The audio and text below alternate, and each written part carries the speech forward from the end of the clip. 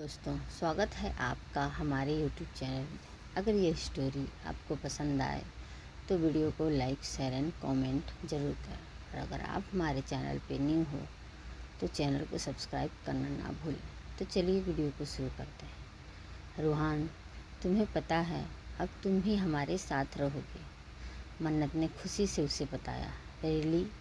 रूहान ने हैरानी और खुशी से उसका हाथ पकड़ते हुए पूछा। मन्नत ने 3-4 बार हाँ में सिर हिलाया। तो पता है मुझे फीवर हो गया था, मन्नत ने उसका हाथ अपने फोरहेड पर रखते हुए बताया।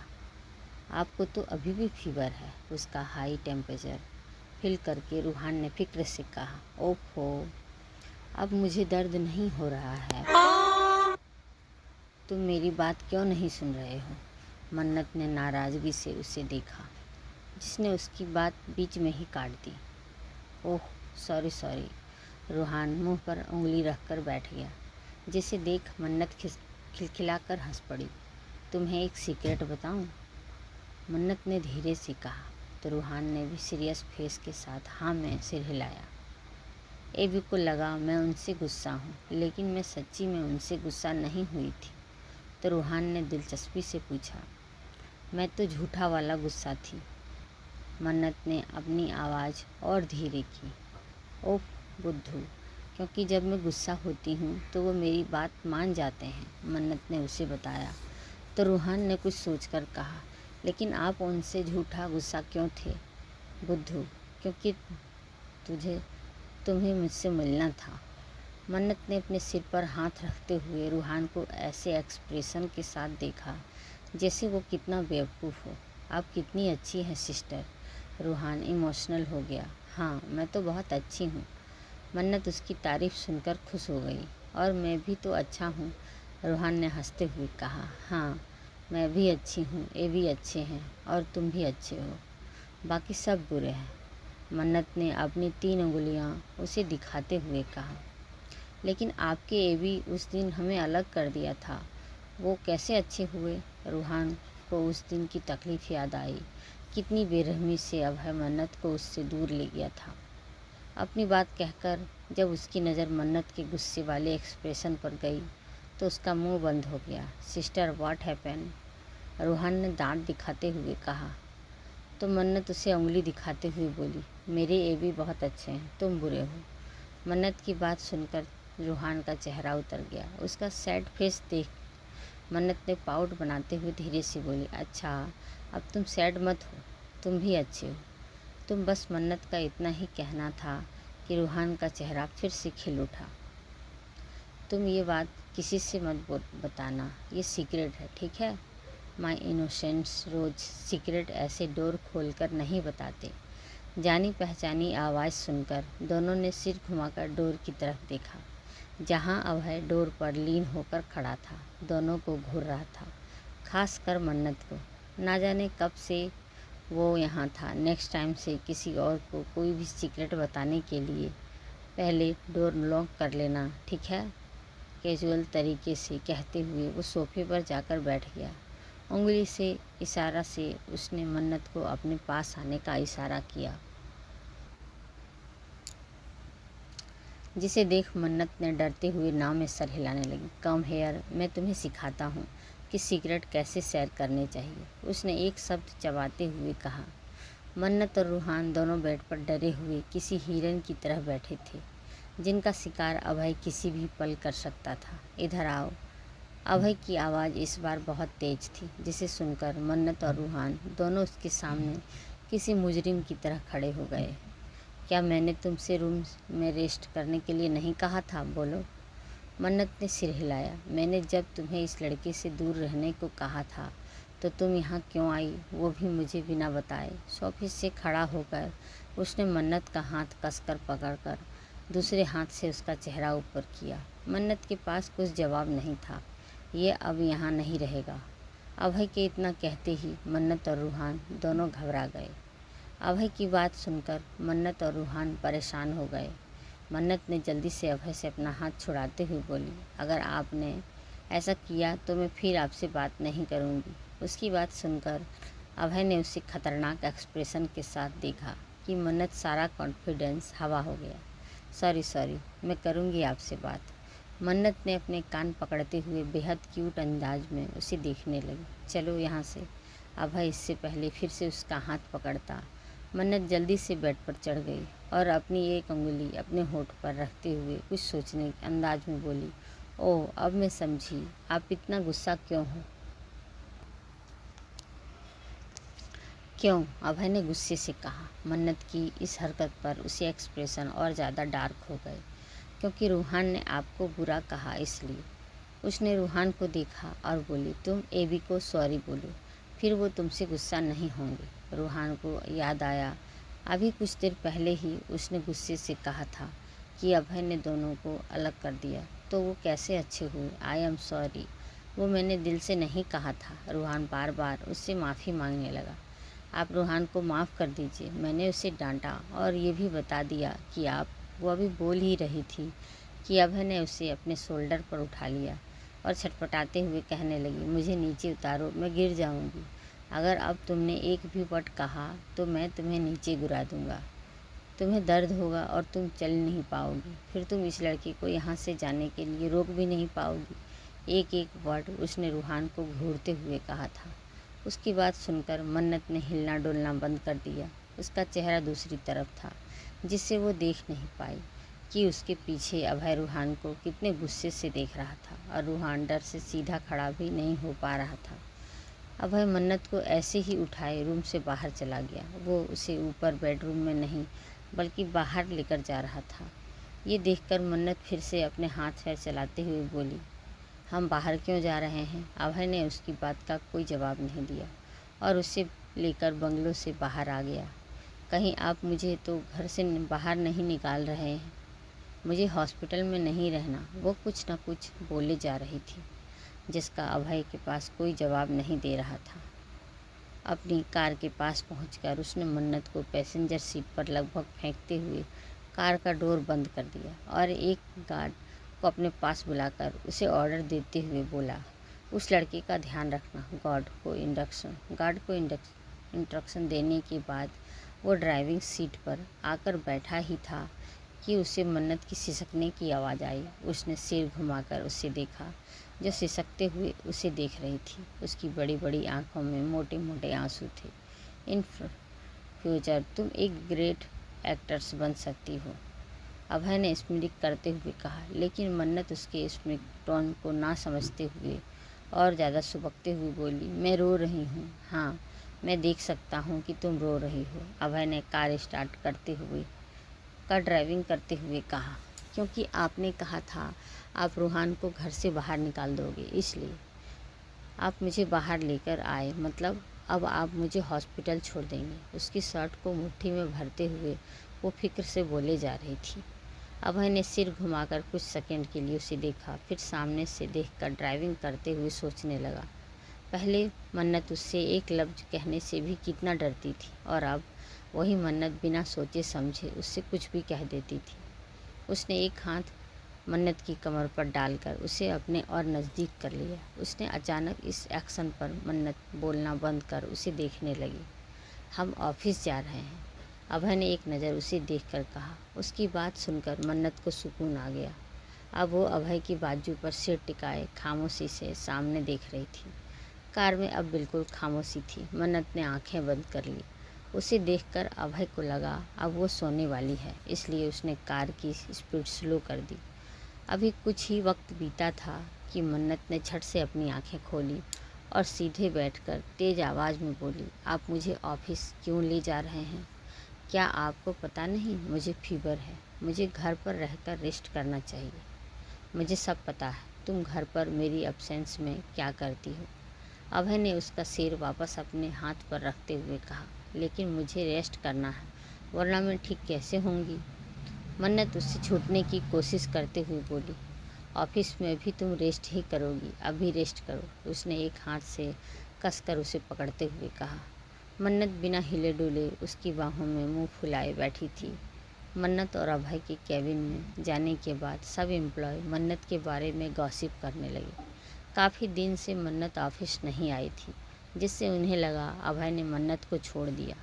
उसके बाद कुछ दिन से ही अभय की ऑफिस में नहीं आ रही थी। उन्हें लगा अभय अपनी सगाई की प्रिपरेशन में बिजी है, लेकिन आज फिर दोनों को साथ देखकर सबके दिमाग से ब्रेकअप वाली गलतफहमी निकल चुकी थी।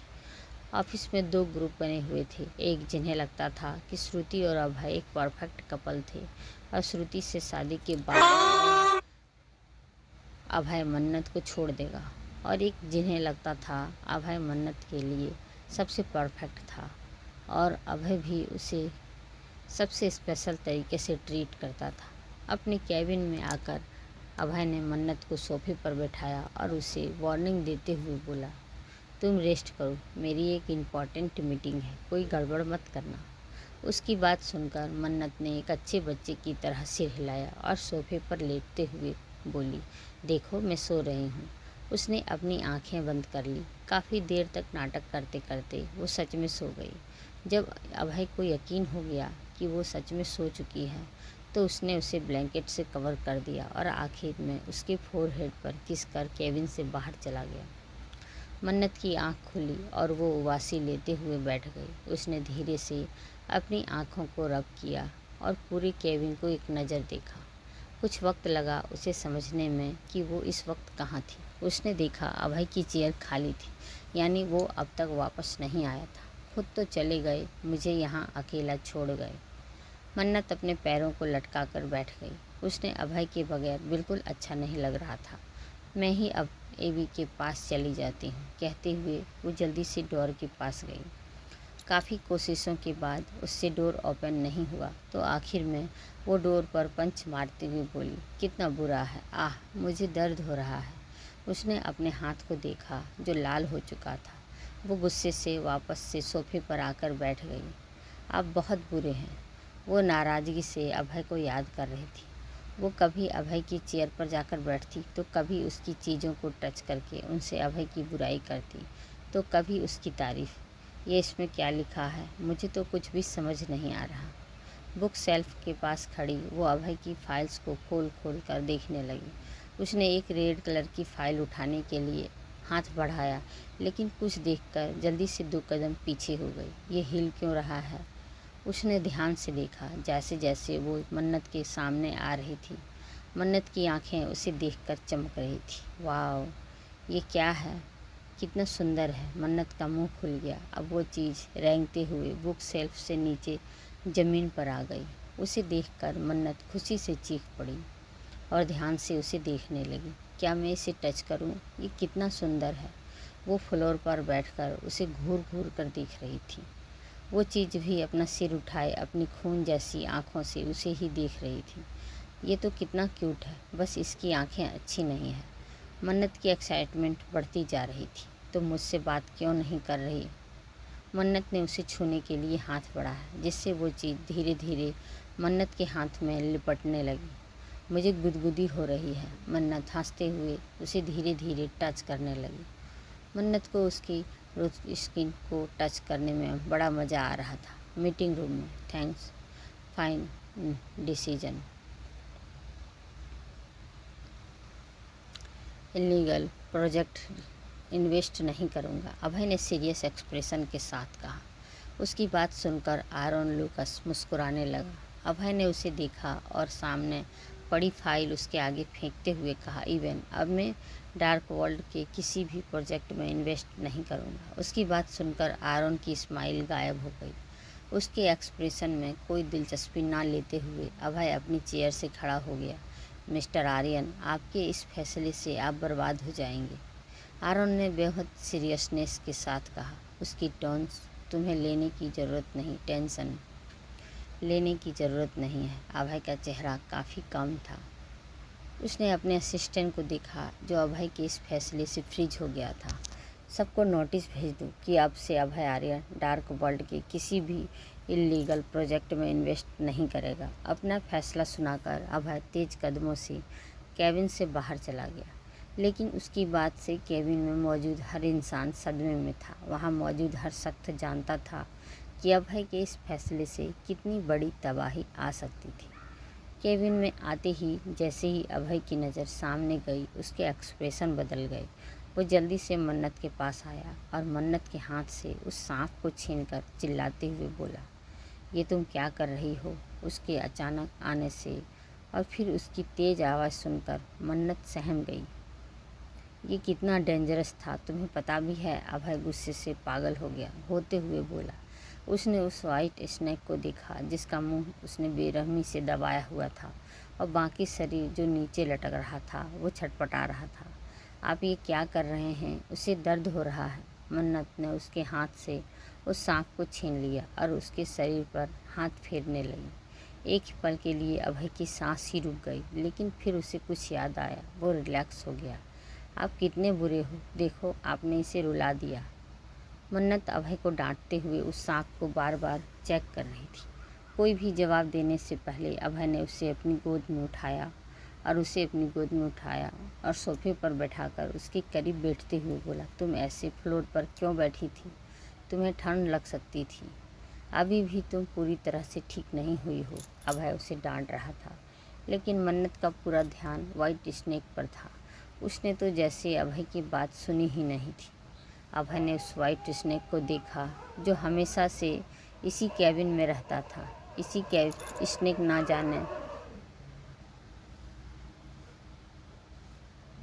कितने ही लोगों को उसने इसी कैबिन के मौत के घाट उतारा था, लेकिन मन्नत को ऑफिस लाने के दिन पहले ही उसने इसके पॉइजन टीथ निकलवा दिए थे। ये स्नेक इतना पॉइजनस था कि अगर किसी को काट ले तो उसका ज़िंदा रहना नामुमकिन था। लेकिन अभय की बॉडी में एक स्पेशल तरीके का एंटीवेनम ड्रग इंजेक्ट था जिससे उसकी बॉडी पर किसी भी पॉइजन का असर नहीं होता था।